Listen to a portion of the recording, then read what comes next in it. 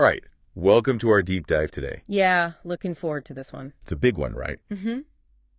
Power, stupidity, social responsibility. Big topic. Huge, huge topics in our world today. Yeah, and they all intersect. They do. They really do. Right.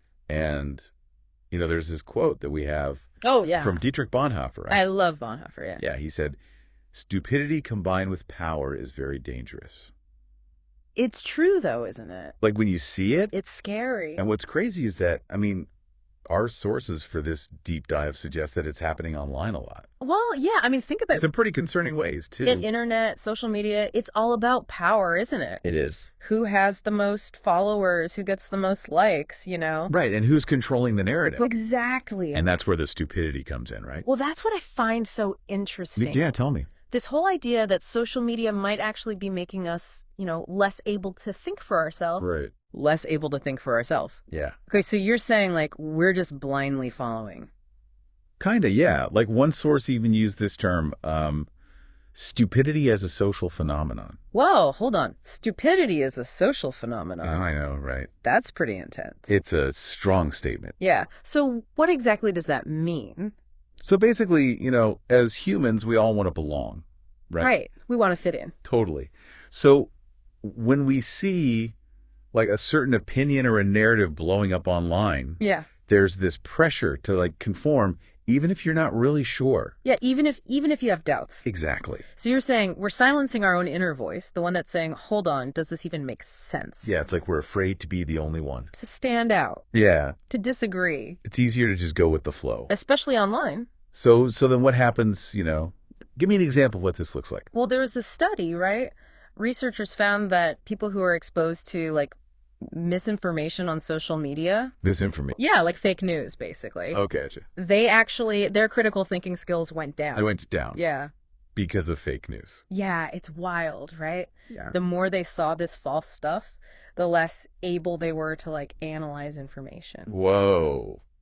So it's like a snowball effect. Kind of, yeah. And that could be dangerous. Oh, it is. Absolutely. Oh, gosh. That makes sense, though. Right. I could definitely see that happening. It happens to all of us. Like you see a headline. Yeah.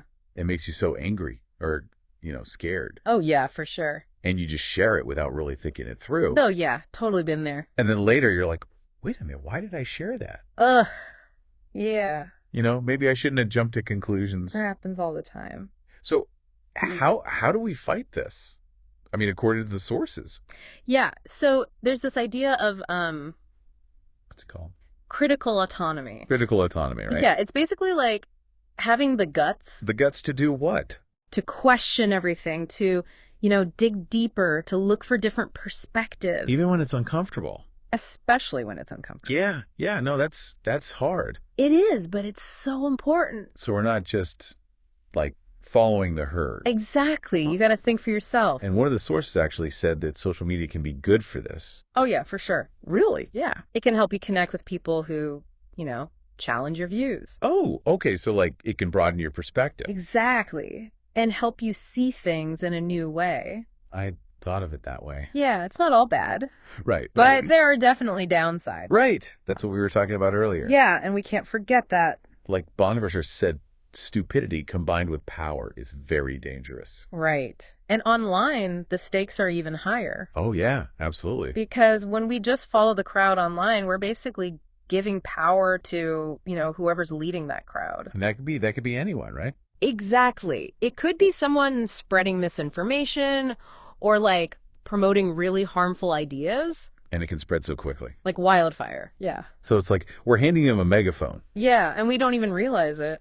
That's a good way to put it. It's scary, right? It is scary. So yeah, I think the big takeaway here is that we all have a responsibility. A responsibility to do what? To be informed, to think critically, especially online. Not just blindly follow and share stuff. Exactly. We got to question everything. Yes. Consider different viewpoints and just be more careful about what we consume and what we share. It's so important. We can't let, the fear of being different. Yeah. Or the need to fit in. Yeah, cloud our judgment. Because the consequences can be huge. They really can. Yeah. So I want to leave you with this question, all right? All right, hit me.